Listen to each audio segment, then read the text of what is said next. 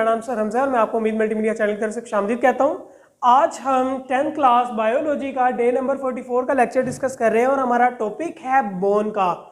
अगर आपको previous lecture याद हो तो हमने कार्टिलेज और इसकी टाइप्स पढ़ी हुई थी, लेकिन उससे भी प्रीवियस लेक्चर में जब हमने ह्यूमन स्केलेटन पढ़ा था तो हमने ये बात की थी कि ह्यूमन स्केलेटन दो चीज़ों पर बेस करता है। वो दो चीज़ें कौन कौन सी होती हैं? एक बोन थी और दूसरा कार्टिलेज था। लास्ट टॉपिक के अंदर, लास्ट लेक्चर के अंदर हमने कार्टिलेज को डिटेल से डिस्कस किया है और हमने उसकी टाइप्स भी पढ़ी, फिर उनकी लोकेशंस भी देखी थी कि कौन से टाइप का कार्टिलेज कहाँ कहाँ पे पाया जाता है। उनकी जो तीन टाइप्स थी उन तीनों टाइप्स की हमने लोकेशन भी देखी थी। आज हम पढ़ेंगे बोन। बोन क्या होता है? अब बोन के लिए जो सबसे पहले एक ज़रूरी चीज़ है ना, वो है कि ये हार्डेस्ट कनेक्टिव टिश्यू है। आपको याद हो जब हमने कार्टिलेज पढ़ा था, हमने कार्टिलेज में भी ये बात की थी कि ये कनेक्टिव टिश्यूज की टाइप से मिलकर बनता है। बोन में भी हमने सेम बात करनी है कि ये हमारे पास हार्डेस्ट टाइप है किसकी? कनेक्टिव टिश्यूज की। अगर आप ब्लड की भी बात करो तो ब्लड भी कनेक्टिव टिश्यू से मिलकर बनता है, लेकिन बोन भी कनेक्टिव टिश्यू से मिलकर बनती है और ये हार्डेस्ट टाइप है हमारे पास कनेक्टिव टिश्यूज की। इसकी डेफिनेशन में हमारे पास ये चीज आ गई। अब ये जो बोन का क्वेश्चन है ना, ये बहुत ज्यादा इंपॉर्टेंट है। बोर्ड में लॉन्ग क्वेश्चन भी आता है हमारे पास कि एक्सप्लेन करें बोन को और उसकी टाइप्स बताएं। फिर कार्टिलेज में भी लॉन्ग क्वेश्चन आता है, वो भी आपको बताया है।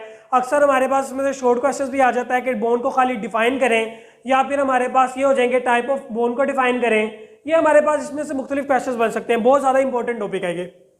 तो आपको इसके डेफिनेशन में क्या चीज़ लिखनी है? सबसे पहले आपने लिखना है कि bone is a hardest connective tissue, कि हमारे पास जो बोन है वो हार्डेस्ट कनेक्टिव टिश्यू से मिलकर बनती है। उसके बाद जैसे इसका स्ट्रक्चर था ना बिल्कुल कार्टिलेज का, उसी तरह हमारे पास बोन का स्ट्रक्चर भी होता है। कैसे? हमारे पास इसमें भी एक मैट्रिक्स पाया जाता है और उस मैट्रिक्स के अंदर हमने एक चीज पढ़ी थी कि उसके अंदर फ्लूइड स्पेसिस होती हैं जिसको ल्यूकोना कहा जाता है। बोन के अंदर भी ल्यूकोना होते हैं, लेकिन इसमें डिफरेंस क्या है? ल्यूकोना के अंदर जो कार्टिलेज के सेल्स थे हमने उनका नाम पढ़ा था कॉन्ड्रियोसाइट्स, लेकिन जो बोन सेल्स होते हैं उनका नाम ऑस्टियोसाइट्स होता है। बेसिकली अगर आप ऑस्टियोसाइट्स पे गौर करो ना, तो जहां कहीं पे भी आप एनाटॉमी के अंदर ऑस्टियो का लफ्ज पढ़ोगे, इसका मतलब आपकी बोन की बात हो रही है। अब ये जो साइट्स हैं ये साथ आपके सेल को एक्सप्लेन कर रहा है। अब बड़ी क्लासेस के अंदर जाके आप मजीद इसके टाइप्स पढ़ोगे। ऑस्टियोक्लास्ट होती हैं, ऑस्टियोब्लास्ट होती हैं, ऑस्टियोसाइट्स होती हैं। ये बेसिकली तीन टाइप ऑफ सेल्स होती हैं बोन के अंदर, लेकिन आपकी जो 10th क्लास की बायोलॉजी है यहाँ पे सिर्फ ये एक ही नाम लिखा हुआ है, विच इज ऑस्टियोसाइट्स। ठीक है, एफएससी के अंदर आप मजीद दो नाम पढ़ोगे और उनके फंक्शंस भी पढ़ोगे। उसके बाद कार्टिलेज के अंदर एक चीज थी जिसका नाम था कोलेजन फाइबर। तो बोन के अंदर भी कोलेजन फाइबर होता है। कोलेजन फाइबर क्यों होता है? इसकी स्ट्रेंथन की वजह से, यानी कि इसको मजबूती देने के लिए हमारे पास कोलेजन फाइबर होता है। सेम काम कार्टिलेज के अंदर भी कोलेजन फाइबर करता था। उसके बाद अब जो डिफरेंस है कार्टिलेज के अंदर और बोन के अंदर, वो क्या है? डिफरेंस आता है मिनरल्स का। बोन के अंदर मिनरल्स पाए जाते हैं। कौन कौन से मिनरल्स हैं? दो मिनरल्स हैं, एक कैल्शियम और एक दूसरा फास्फेट। ये वो दो मिनरल्स हैं जो आपकी हड्डियों को मजबूती देते हैं। अगर आपके पास इन मिनरल्स की डेफिशिएंसी हो जाए, यानी कि कमी हो जाए, तो आपकी हड्डियां इंतहाई कमजोर हो सकती हैं, लेकिन कार्टिलेज के अंदर ये मिनरल्स नहीं होते थे।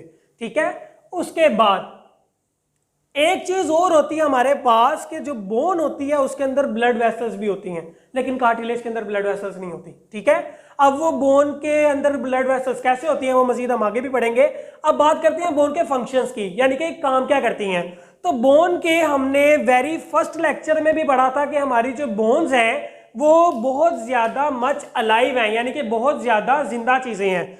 उसके बाद अब ये जो हमारे पास बोन्स हैं, अच्छा हम बात कर रहे हैं इसके फंक्शंस की, यानी कि बोन्स के फंक्शन की। तो इस पे हमने वेरी फर्स्ट लेक्चर के अंदर भी पढ़ा था कि उसके क्या क्या काम होते हैं, ह्यूमन स्केलेटन के बोन के क्या काम होते हैं। पहला इसका मेन काम होता है आपकी बॉडी को सपोर्ट प्रोवाइड करना। ठीक है, सेकंड काम होता है मूवमेंट देना, फिर तीसरा काम हमने पढ़ा था प्रोटेक्शन देना। अब ये जो दो काम हमारे पास आज नए ऐड हुए हैं, ये हमने पहले वाले लेक्चर के अंदर नहीं पढ़े हुए थे। अब हमने इसको डिस्कस करना है। ये ब्लड हमारे पास जितनी भी बोन्स है इनका स्पेसिफिक काम है। कौन कौन सी बोन्स है हमारे पास? ये प्रोड्यूस करती हैं ब्लड सेल्स। कैसे प्रोड्यूस करते हैं यह बात आपको आगे भी बताऊंगा मैं यहाँ पे बोन मैरो के अंदर। अब यहाँ पे इनका जो चौथा काम है वो क्या है ये हमारे पास एक स्टोरेज डिवाइस है। कौन सी स्टोरेज डिवाइस है? ये मिनरल्स को स्टोर करने के लिए हमारी बॉडी के अंदर यूज होती है। मिनरल्स कौन कौन से हैं? एक कैल्शियम, दूसरा फॉस्फेट, ठीक है। अब बात करते हैं हम स्ट्रक्चर ऑफ बोन में। हमारे पास जो एक बोन होती है वो दो पार्ट्स पर मुश्तमिल होती है। किसी भी बोन के दो पार्ट्स होते हैं। कौन कौन से?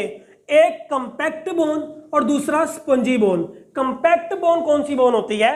Outer most part of a bone is called compact bone. हमारे पास एक हड्डी का जो सबसे बैरूनी हिस्सा होता है उसको कंपैक्ट बोन कहा जाता है। उसकी खुसूसियत देखते हैं कि ये आउटर हार्ड पार्ट है, ठीक है। इसकी पहली खुसूसियत होती है कि ये बहुत ज्यादा हार्ड होता है, ठीक है। उसके बाद हड्डी का जो ये वाला हिस्सा होता है, बोन का जो ये वाला पार्ट होता है जिसको कंपैक्ट बोन कहते हैं, इसके अंदर ब्लड वेसल्स भी नहीं होती। मैंने आपको बताया कि हड्डी के अंदर या बोन के अंदर ब्लड वेसल्स होती है जबकि कार्टिलेज के अंदर ब्लड वेसल्स नहीं होती।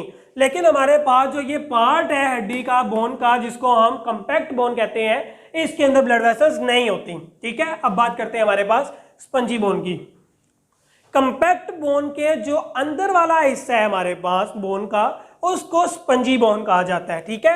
अब ये inner part of the bone है, जिस तरह मैंने आपको बताया कि एक बोन का अंदर वाला जो इनर पार्ट होता है उसको स्पंजी बोन कहा जाता है। अब ये मुश्तमिल होता है हमारे पास ब्लड वेसल्स पर, यानी कि ये हड्डियों पे ब्लड की सप्लाई हो रही होती है। आपने पढ़ा था थायराइड ग्लैंड के अंदर भी कि एक ग्लैंड होता है, उसका हार्मोन होता है बाकायदा जो हड्डियों से कैल्शियम लेता है और ब्लड में दे देता है। अब ब्लड से कैल्शियम लेता है फिर हड्डियों में दे देता है। अब ये सारा काम कैसे होता है? ये होता है ब्लड वेसल्स के जरिए से, ठीक है। अब जाहिर बात है इन स्पंजी बोन्स के अंदर बोन मैरो भी पाया जाता है, जो ये तीसरी चीज है हमारे पास कि स्पंजी बोन के अंदर एक चीज होती है जिसको बोन मैरो कहते हैं। अब बोन मैरो होगा, हमने ये भी बात पढ़ी थी कि हमारी जो बोन्स है वो मच अलाइव है। अब मच अलाइव होंगी तो उनको खुराक की भी जरूरत होगी, तो उन तक खुराक कैसे पहुंचाई जाती है? उन तक खुराक पहुंचाई जाती है इन ब्लड वेसल्स के थ्रू, ठीक हो गया। उसके बाद अब मैंने आपको बताया था कि बोन मैरो जो होता है, अब ये जो बोन मैरो होता है ना, बोन मैरो बेसिकली हमारे पास हड्डियों के अंदर पाया जाने वाला गूदा होता है। इसका काम क्या होता है?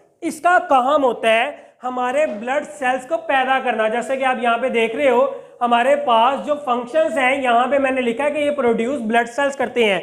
अब किस टाइप का बोन मैरो कौन से ब्लड सेल्स प्रोड्यूस करेगा? बोन मैरो की बेसिकली दो टाइप्स होती हैं, रेड बोन मैरो और व्हाइट बोन मैरो।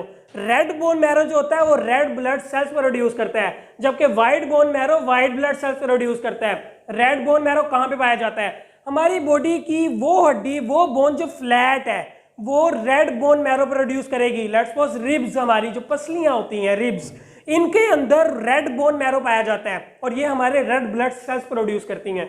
उसके बाद अगर आप लॉन्ग बोन्स की बात करो, जो आपने देखा होगा, अक्सर आपने देखा होगा कि अगर आप बैल की बात करो या फिर बकरे की बात करो तो कुर्बानी में आपने वहां पे उनकी जो पाए हैं उसके अंदर से मिल्क निकलती है बाकायदा, वो बोन मैरो होता है। वो क्या काम करता है? वो व्हाइट ब्लड सेल्स प्रोड्यूस करता है, ठीक है। उसके बाद आपकी बुक में एक साइड इंफॉर्मेशन लिखी हुई है कि जब कोई भी बेबी न्यू बोर्न पैदा होता है तो उसकी बॉडी के अंदर 300 हड्डियां होती हैं, लेकिन एक बालिग इंसान के अंदर 206 हड्डियां होती हैं।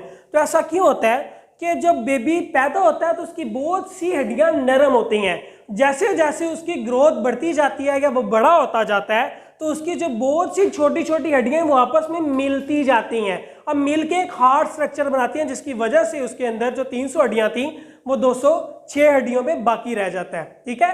तो ये हमारा आज का टॉपिक था।